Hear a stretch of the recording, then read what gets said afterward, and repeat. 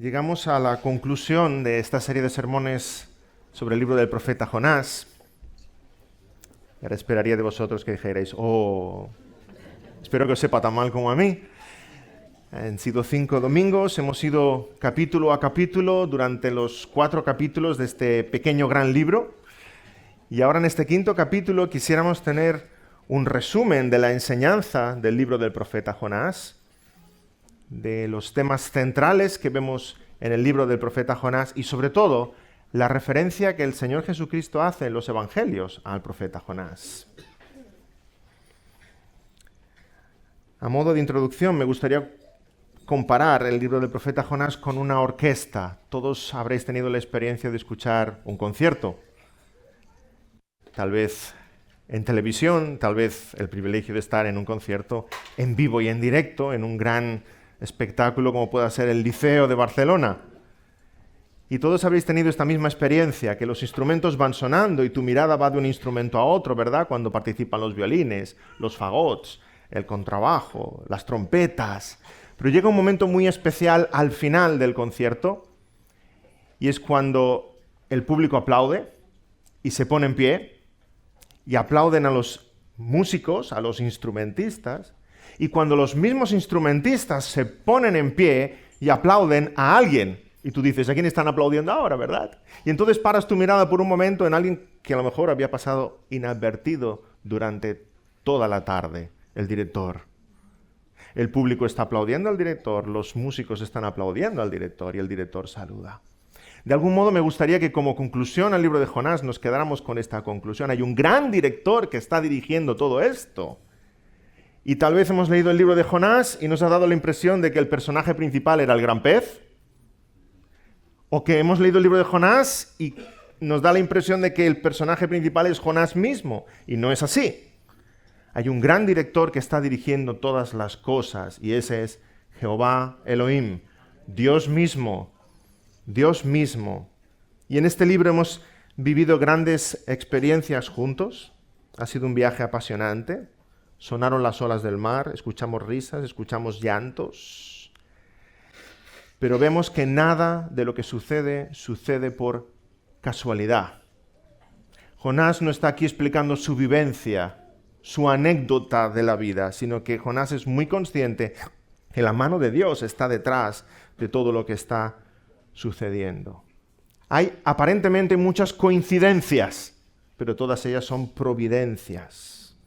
Nos habla el libro de Jonás de un Dios muy grande, muy poderoso y muy bondadoso en este pequeño gran libro. Tan solo un detalle, en el libro de Jonás el nombre de Jonás aparece 18 veces. El nombre de Dios, todas las referencias al nombre de Dios son más de 40 en todo el libro de Jonás.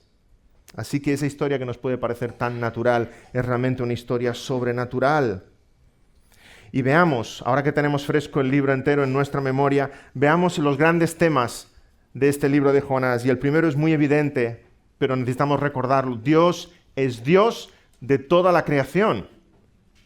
Todo es obra de sus manos y Él gobierna sobre todas las cosas.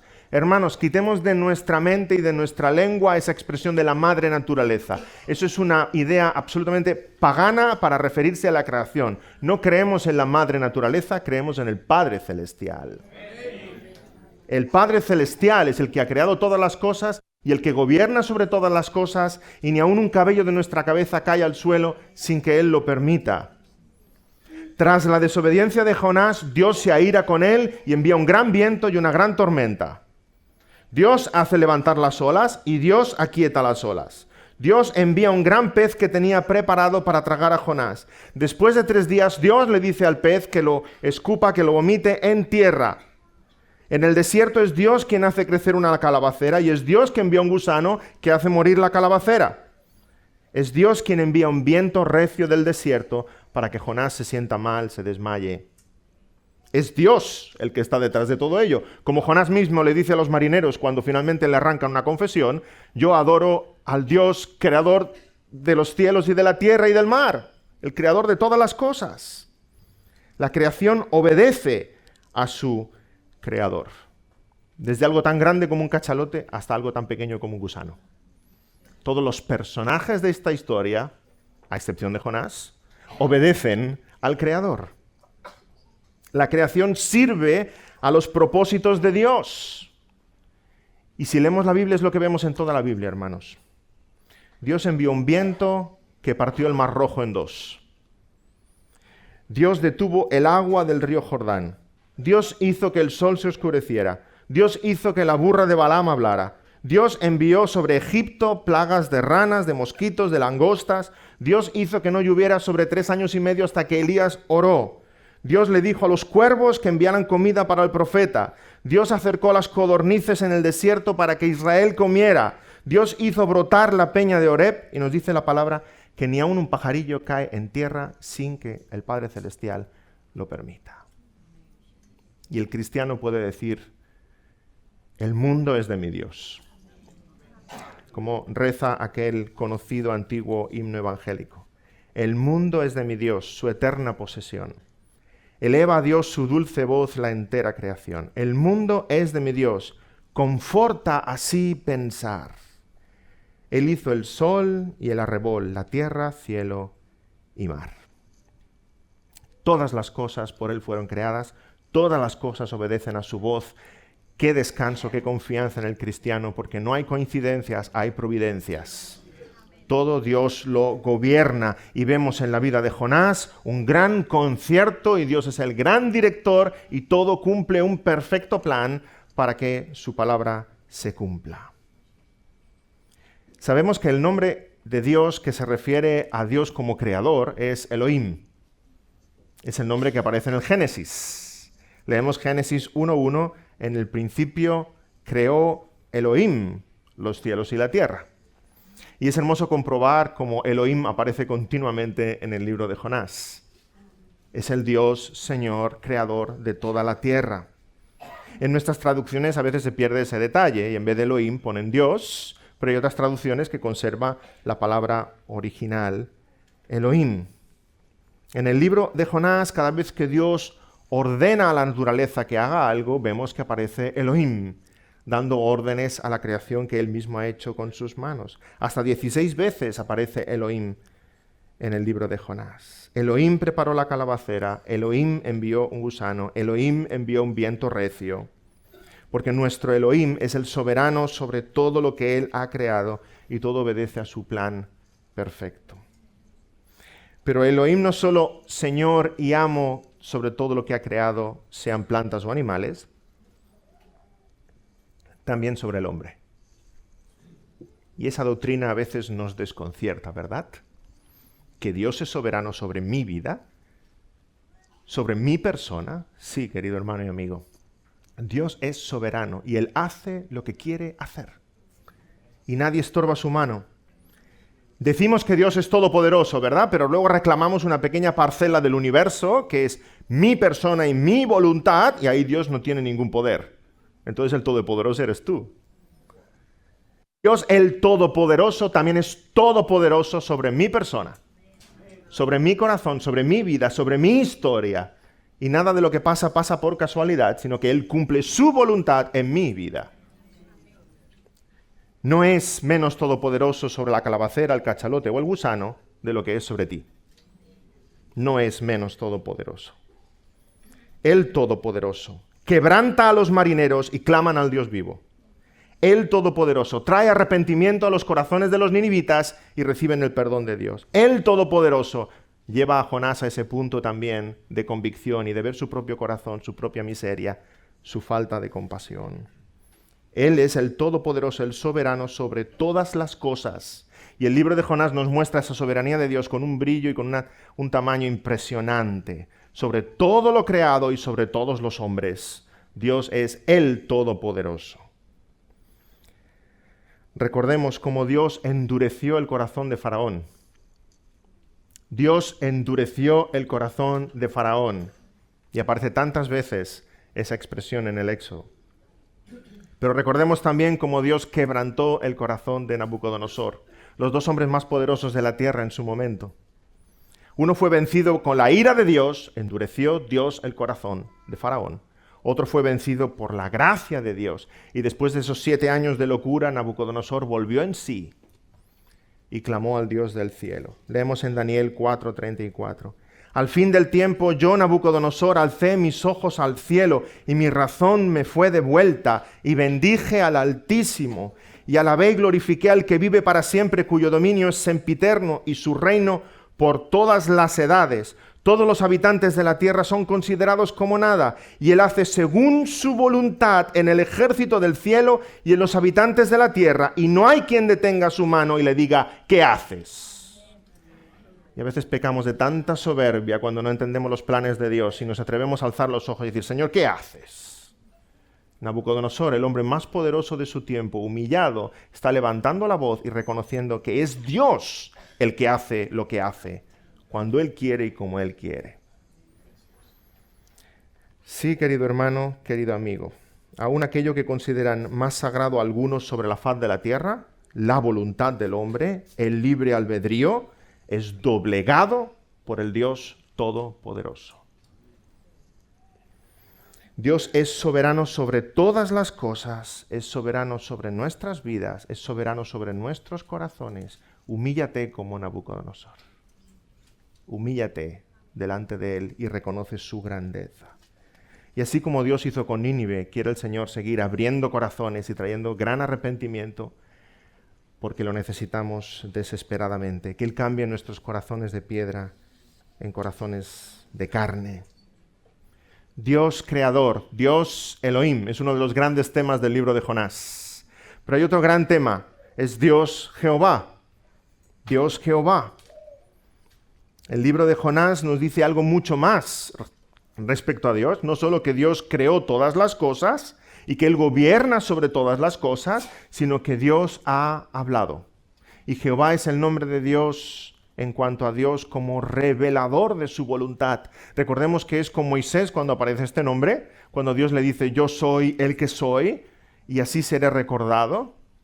Es cuando Moisés le pregunta, ¿qué voy a decir? ¿Cómo les explico? ¿Quién me envía? Y Dios le dice, yo soy Jehová. Éxodo 3:15. Así dirás a los hijos de Israel, Jehová, el Dios de vuestros padres, el Dios de Abraham, Dios de Isaac, Dios de Jacob, me ha enviado a vosotros. Este es mi nombre para siempre. Con él se me recordará por todos los siglos. Esto es lo tremendo, grandioso y precioso del cristianismo. Por esto somos cristianos, hermanos. Porque no solamente Dios existe, porque eso nos llevaría a todos a ser agnósticos. Dios existe, pero ¿y qué? No sabemos quién es, no sabemos cómo es, no sabe qué quiere de nosotros, no sabemos cómo acercarnos a Él. Lo grandioso no es que Dios exista, es que Dios ha hablado. Y porque Dios ha hablado, sabemos quién es y sabemos qué espera de nosotros. Y podemos meditar en su voluntad. El nombre Elohim aparece 16 veces, el nombre Jehová en el libro de Jonás aparece 26 veces. Jonás recibe palabra de Jehová. Y así empieza el capítulo 1, y así empieza el capítulo 3, ¿verdad? Vino palabra de Jehová a Jonás. Jehová no es un Dios misterioso, un Dios oculto que intentemos nosotros descubrir de alguna manera. No hemos de descubrirle, Él se revela. Él se acerca, Él se da a conocer. Y nosotros aquello que Él nos ha dado a conocer de Él mismo, es en aquello en lo que meditamos y en lo que crecemos y aprendemos a obedecerle y amarle. ¿Vemos las implicaciones de todo esto para nuestras vidas? Igual que a Jonás, ha venido palabra de Dios para nosotros. Ha venido palabra de Dios y sabes la voluntad de Dios y la tenemos escrita. Igual que Jonás, tantas veces decidimos rebelarnos y desobedecer.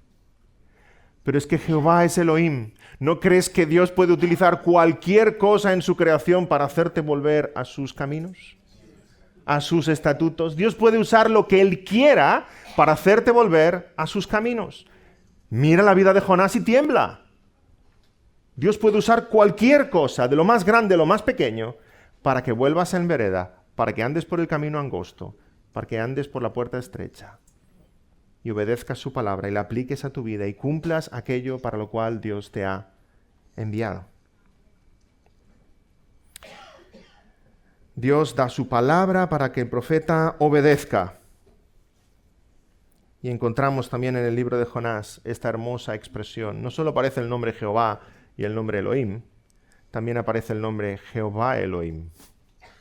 Y Jonás lo está experimentando en su propia vida. Jehová Elohim, el mismo Dios creador que gobierna sobre todas las cosas, es el Dios que me ha hablado, me ha dado su palabra para que yo camine en sus estatutos y le obedezca. Al final, la palabra del Señor siempre es verdad, siempre es fiel, siempre es poderosa y siempre se cumple. Lo que Dios ordena se lleva a cabo perfectamente. Dios nunca tiene plan B, porque su plan A siempre se cumple a la perfección.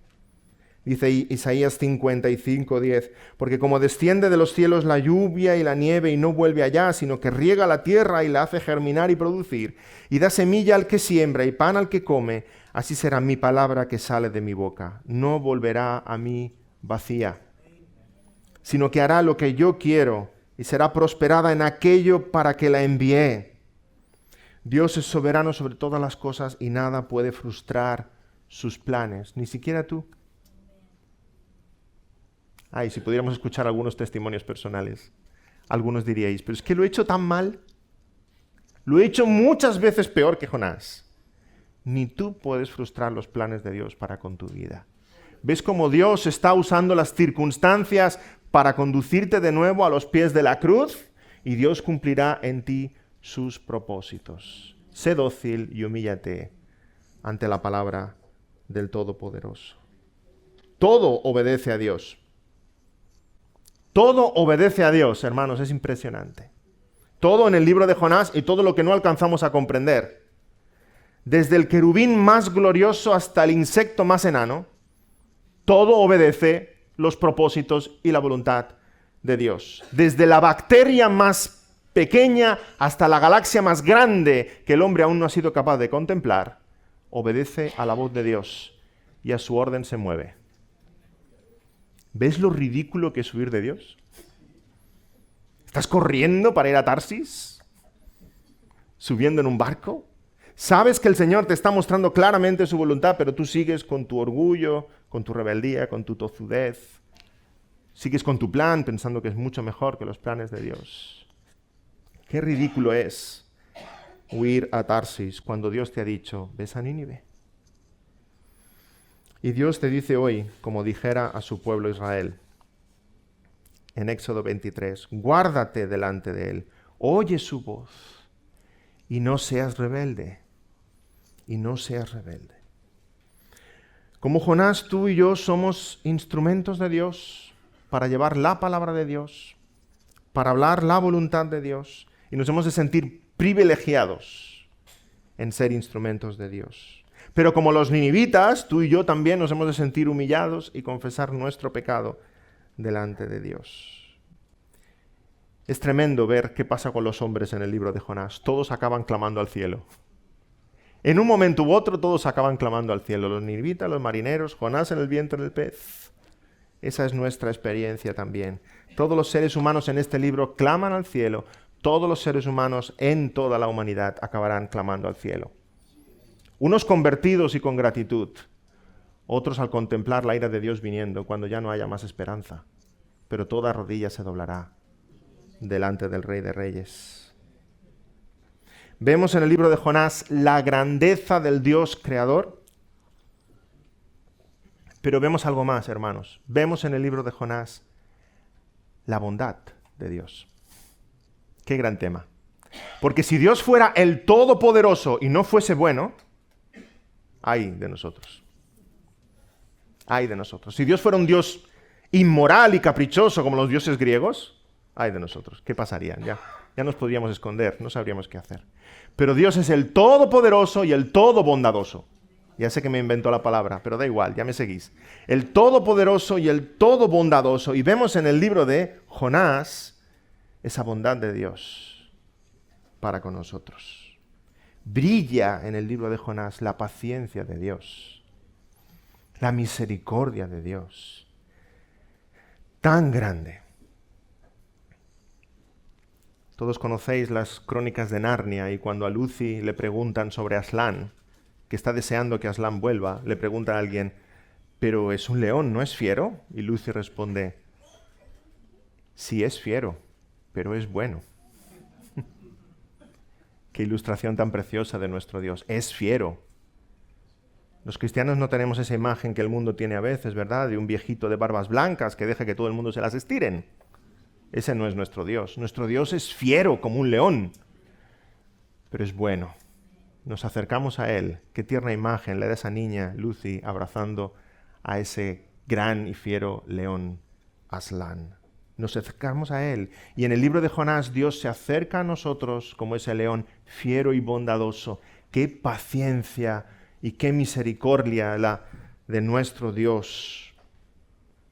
Es misericordioso con los marineros, es misericordioso con los ninivitas, es misericordioso con Jonás, ¿o no? Yo creo que a ti y a mí se nos ha acabado la paciencia con Jonás más de una vez, pero Dios continúa siendo paciente con Jonás, quiere ver ese cambio en Jonás y que sea su siervo útil en sus manos. ¿Ves también la bondad de Dios en tu vida? ¿Ves la paciencia de Dios en tu vida? ¿O no podría haber enviado Dios 1000 veces un rayo del cielo y haber acabado contigo ya? Es que me das una guerra. Y sin embargo, Dios, qué paciencia, qué bondad. Y cuando solo merecías reprimendas y disciplina, Dios tiene una calavecera más para contigo. Y más sombra. Qué bondad, qué cuidado tremendo de nuestro Dios. Leamos el libro de Jonás y veamos un Dios todopoderoso, temible, poderoso, fiero, que gobierna sobre las tempestades. Miremos el libro de Jonás y veamos un Dios bondadoso, paciente, tierno, que se acerca al corazón de sus hijos para producir cambios verdaderos en nosotros. Vengamos a Cristo, acerquémonos a Cristo en fe, abrazándonos a la cruz. Como dice Paul Washer en uno de sus sermones, la verdad más terrible del Evangelio es que Dios es bueno y tú no. Por eso es tan terrible. Dios es santo y tú no lo eres.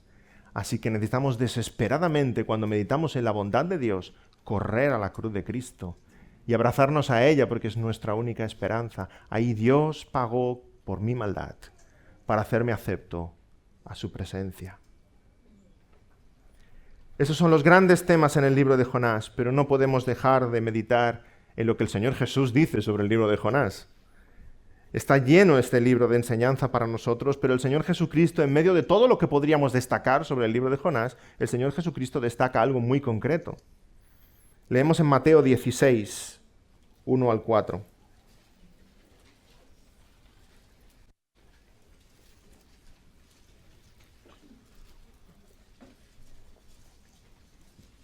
Mateo 16, versículos 1 al 4. Vinieron los fariseos y los saduceos para tentarle, y le pidieron que les mostrase señal del cielo. Mas él respondió, diciéndoles, cuando anochece decís, buen tiempo, porque el cielo hace arreboles. Y por la mañana, hoy habrá tempestad, porque tiene arreboles el cielo nublado. Hipócritas, que sabéis distinguir el aspecto del cielo, mas las señales de los tiempos no podéis. La generación mala y adúltera demanda señal, pero señal no le será dada, sino la señal del profeta Jonás. Y dejándolos, se fue. Los fariseos esperaban, como Herodes, que Jesús hiciera un milagro, hiciera un prodigio delante de ellos, que sanara a un leproso, que hiciera caer maná del cielo, etc. Pero Señor Jesús les responde, señal no les será dada, sino la señal del profeta Jonás. Y hermanos, nos quedamos pensando, ¿cuál es la señal del profeta Jonás? Hemos leído todo el libro y lo hemos leído en detalle y versículo a versículo. ¿Cuál es la señal del profeta Jonás? Sabemos que todos los profetas enviados por Dios tenían en su haber señales o milagros o prodigios y que esos prodigios eran evidencia de que la palabra de Dios estaba en su boca. En Éxodo sabemos que Moisés fue enviado por Dios para sacar a su pueblo de Egipto y que Moisés convirtió el agua en sangre. convirtió su vara en una serpiente, partió el mar rojo en dos. También sabemos de Elías, que fue profeta del Señor e hizo señales multiplicando la harina y el aceite de la viuda, resucitando al hijo de la viuda, trayendo lluvia después de años de sequía. El Señor Jesucristo y sus apóstoles hicieron señales y prodigios, multiplicando los panes y los peces, resucitando a Lázaro, dando vista a los ciegos. Moisés y Josué, Elías y Eliseo, Jesús y los apóstoles trajeron palabra de Dios, y esa palabra de Dios venía confirmada por señales, por prodigios. Cuando Elías resucita al hijo de la viuda y lo entrega con vida a su madre, la mujer exclama, primer libro de Reyes 17:24, ahora conozco que tú eres varón de Dios y que la palabra de Jehová es verdad en tu boca. El mensaje del profeta iba de la mano con esas señales, y las señales estaban diciendo que ese mensaje no era fruto del corazón del profeta o de la mente del profeta, sino que verdaderamente esas palabras venían de Dios porque iban acompañadas de señales. Y ahora tenemos a este pobre Jonás que llega a Nínive. ¿Y dónde están sus milagros?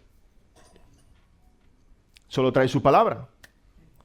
¿Dónde están sus prodigios? ¿Dónde están sus prodigios?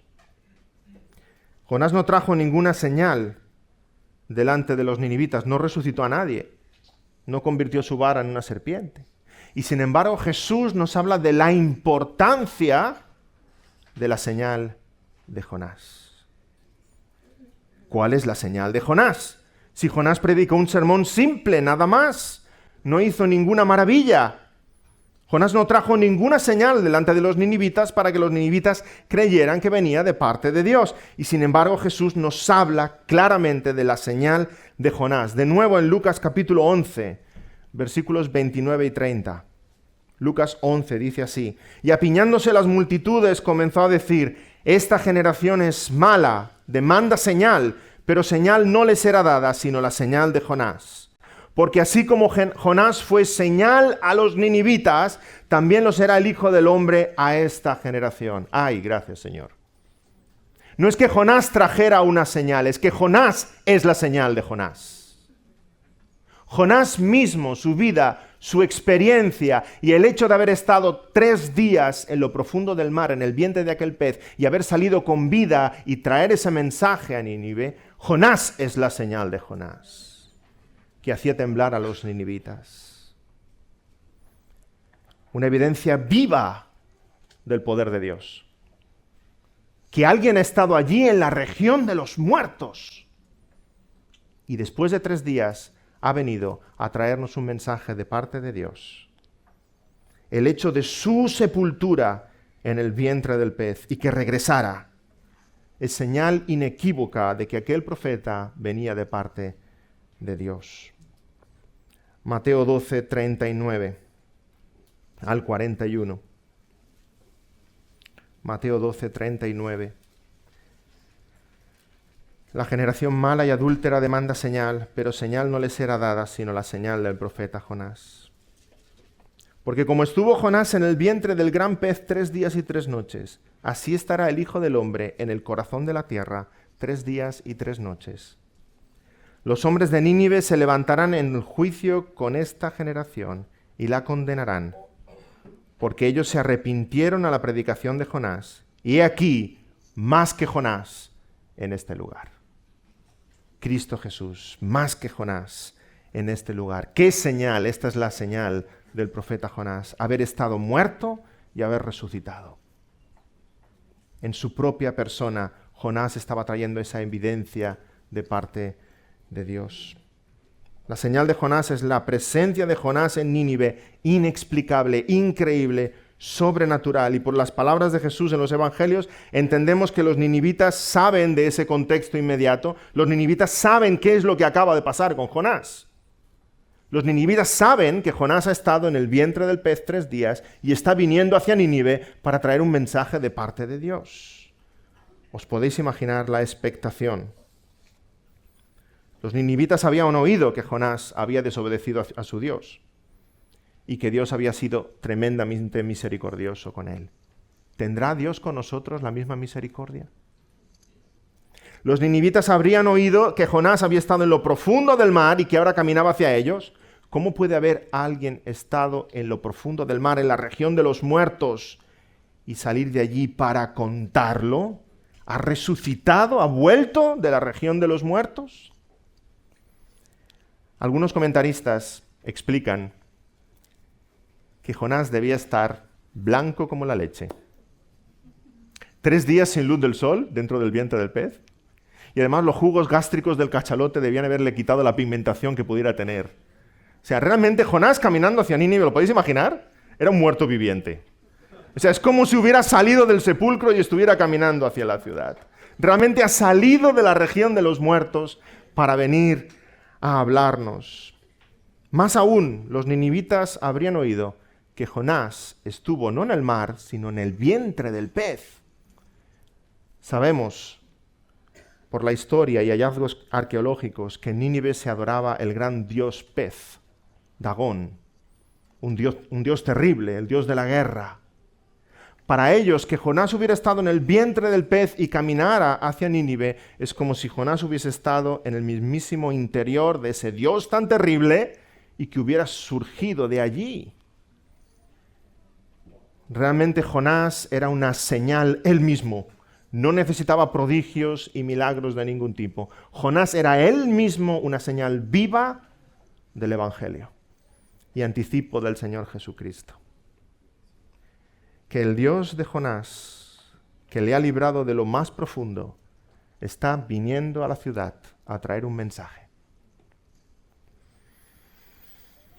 La misma presencia de Jonás era un milagro, como la presencia del Señor Jesucristo para nosotros es un milagro. Y además dice el pasaje, Jesús mismo dice, más que Jonás está hoy entre vosotros.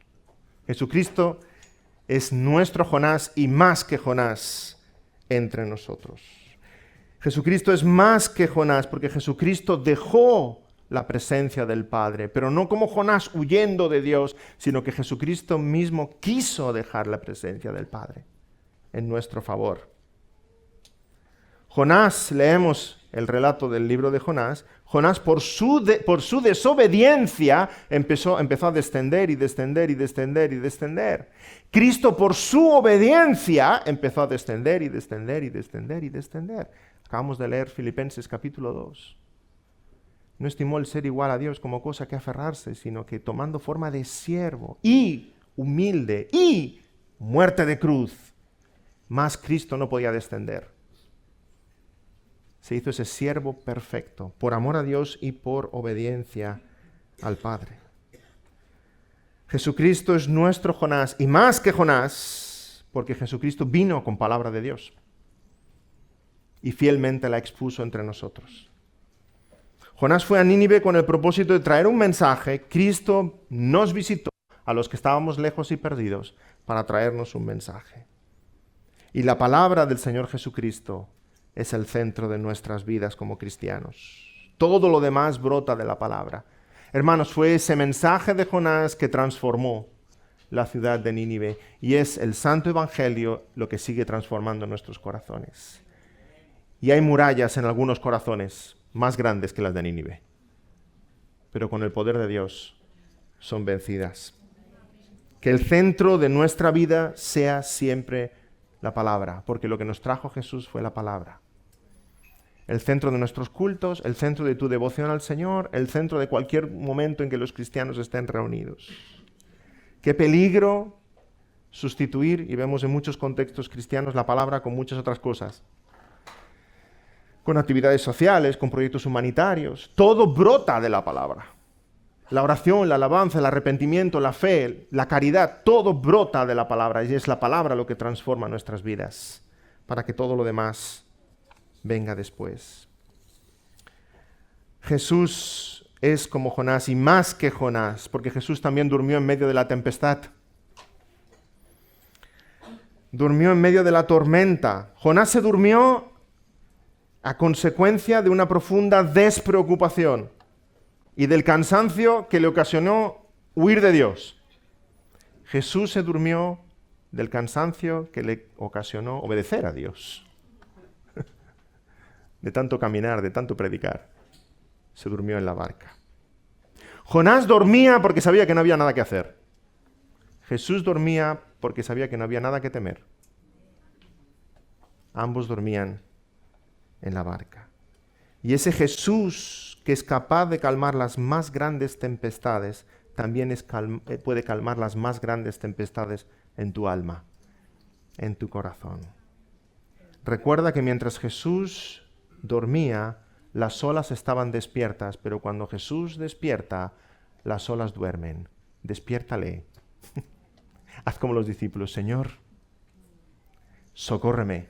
Señor, que perezco. Señor, ayúdame. Deja de achicar agua. Ay, si los discípulos hubieran despertado 3 horas antes. Deja de achicar agua. Acude al que tienes que acudir, porque Él hace dormir las tempestades. Jesús, en lo más oscuro de su vida terrenal, alaba al Padre. Como ese Jonás en el vientre del pez. El Jonás más precioso de todo el libro de Jonás es cuando Jonás lo está pasando peor. En el vientre del pez, Jonás canta salmos. En Getsemaní, el Señor ora. En la cruz, el Señor perdona y bendice. Y tú, en medio de las aflicciones, es cuando ese diamante de la vida del cristiano va a brillar más. En medio de las aflicciones, Dios te puede hacer pronunciar las palabras más hermosas que hayas pronunciado en tu vida. Las palabras de perdón y de amor y de alabanza más sublimes provienen de un corazón afligido que pone su confianza en el Dios Todopoderoso. Jesús es más que Jonás, porque Jesús estuvo 3 días, no en el vientre de un pez, sino en el vientre de la mismísima muerte.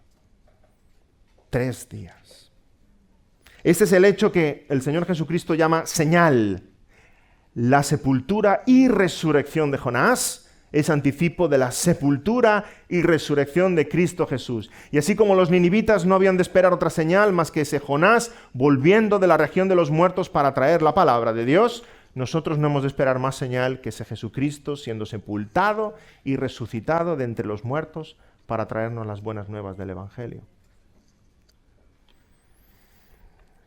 Jonás, igual que Cristo, estuvo 3 días en el sepulcro. Jonás fue enviado allí por mano de hombre, pero por el anticipado conocimiento de Dios. Cristo fue enviado a la región de los muertos por manos de hombres, pero por el anticipado conocimiento de Dios. Fueron 3 días de sepultura. Jonás en el pez, Jesús en la tumba. Un sepulcro nuevo para los dos, donde nadie había estado antes. Un lugar oscuro y solitario para los dos. A los ojos de los marineros lanzaron a Jonás y Jonás estaba muerto. A ojos de Jerusalén crucificaron a Cristo y Cristo estaba muerto. A ojos de Dios los dos estaban vivos. Los dos estaban vivos. Jonás en el vientre del pez 3 días, vivo. Cristo Jesús en el vientre de la muerte, vivo. Porque la muerte no lo pudo retener. El pez no pudo retener a Jonás. Lo vomitó en tierra al 3er día. Y es curioso observar que el pez no lo escupió. En hebreo, igual que en castellano, tienen un verbo para escupir y un verbo para vomitar. Y sabemos que es diferente. No voy a entrar en detalles. Es diferente escupir de vomitar. Uno escupe porque quiere, otro vomita porque no tiene más remedio. ¿Sí? El pez no pudo retener a Jonás. Y en hebreo tenemos esos 2 verbos. Y aquí usa el autor de Jonás el verbo ki, vomitar, cuando podría haber usado el verbo yarak, escupir. Usa el verbo vomitar. Sí, se vomita algo que es indigesto. Jonás fue indigesto para el pez. No me preguntéis por qué. Después de 3 días, el pez no pudo aguantar a Jonás. Le era molesto en el estómago del cachalote. El cachalote está acostumbrado a comer pescadito. Y ahí le meten a Jonás. Esto es otra cosa. Es demasiado grande. O demasiado cabezota. O a lo mejor el cachalote estaba cansado ya porque Jonás cantando alabanzas en la panza. Y ¡ay, es que me estoy mareando! Era indigesto para la panza de este gran pez. Sea como fuere, Jonás no era alimento para el pez. Le fue tremendamente indigesto y lo vomitó. Lo vomitó cuando Dios dijo, lo vomitó a los 3 días y lo vomitó en la playa. Lo vomitó por orden de Dios. Así con Cristo Jesús, hermanos, la muerte le tuvo en su vientre durante 3 días, pero la muerte no lo pudo retener porque Cristo Jesús no es alimento para la muerte. Le fue indigesto. La muerte lleva miles de años comiendo pecadores, tragando gente impía, y le sientan muy bien. Pero cuando le envían a Cristo Jesús, el justo, la muerte no le puede retener. Después de 3 días, la muerte se siente mal y le vomita. Le vomita en tierra para que lleve el mensaje de las buenas nuevas a pecadores como nosotros. ¿Dónde está, oh muerte, tu aguijón? ¿Dónde, oh sepulcro, tu victoria? Así como Jonás estuvo en el vientre del gran pez, temido por los ninivitas, el dios pez Dagón, Cristo Jesús estuvo en el vientre de la muerte, tan temida por nosotros. Y la presencia de Cristo Jesús es un mensaje de victoria. La señal de Jonás es Cristo Jesús resucitado de entre los muertos al 3er día, trayéndonos el mensaje de victoria de parte de Dios. Jesús trae mensaje de salvación, igual como Jonás va a Nínive y trae mensaje de arrepentimiento. Jesús trae a nosotros mensaje de salvación. Igual como Jonás salió del vientre del pez, Cristo Jesús salió del sepulcro para traernos las buenas nuevas. No esperes otra señal de parte de Dios. ¿Eres tú uno como los fariseos que le dice a Jesús, ay, si hicieras un milagro en mi vida, yo creería en ti? Si hicieras un prodigio, si hicieras esto, si hicieras lo otro. Señor Jesús te dice, generación incrédula, adúltera, no os va a ser dada ninguna señal, sino la señal del profeta Jonás. Cristo Jesús resucitó. Si no crees eso, no vas a creer nada. Nada. Ni que te expliquen ni que veas. Nada. Muchos esperan palabras grandilocuentes, muchos esperan milagros, pero el mensaje de los cristianos es Cristo ha resucitado. Dice Pablo en 1 Corintios capítulo 1, porque los judíos piden señales, los griegos buscan sabiduría, pero nosotros predicamos a Cristo crucificado, para los judíos ciertamente tropezadero y para los gentiles locura, mas para los llamados, así judíos como griegos, Cristo poder de Dios y sabiduría de Dios. Y aún hoy hay gente en el infierno que sigue diciendo, como aquel rico de la parábola le decía a Abraham, ay, si alguno de entre los muertos fuera y les explicare a los míos, entonces sí creerán. No, no creerán, porque Cristo Jesús ya vino de entre los muertos. Y la gente no cree. Ni aún levantándose alguien de entre los muertos, no creerán, porque no creyeron a Cristo Jesús. La respuesta es tremenda en Lucas 16. Si no oyen a Moisés y a los profetas, tampoco se persuadirán, aunque alguno se levantase de entre los muertos. Querido hermano, querido amigo, como Jonás salió del vientre del pez al 3er día y predicó en Nínive, Cristo salió de entre los muertos al 3er día y hoy escuchamos su voz diciendo, arrepentíos porque el reino de los cielos se ha acercado. Amén. Vamos a orar. Señor, gracias por esta hermosa enseñanza de este pequeño gran libro, Señor, que nos habla a los corazones. Gracias, Señor, por tanta enseñanza en tantos temas que nos convencen y nos consuelan. Señor, gracias por esa señal del profeta Jonás, esa señal de la que tú hablas, Señor, hablando de ti mismo, de tu persona, de tu ministerio, de tu experiencia siendo muerto y siendo resucitado. De esos 3 días en el sepulcro, Señor, qué victoria tan grande. Si tú has vencido a nuestro más grande enemigo, ¿qué habremos de temer? Señor, gracias porque esa bendición es una realidad en todos aquellos que se acogen a ti, en aquellos que creen en ti, en aquellos que se abrazan a tu cruz. Y te pedimos, Señor, que los aquí hoy presentes estemos abrazados juntos a esa cruz del Calvario, porque no hay otra esperanza ni otro nombre en el que podamos ser salvos. Gracias por tu victoria. Gracias por esa vida nueva y gracias porque tu victoria es nuestra también por medio de la fe. En nombre del Señor Jesús. Amén. Amén.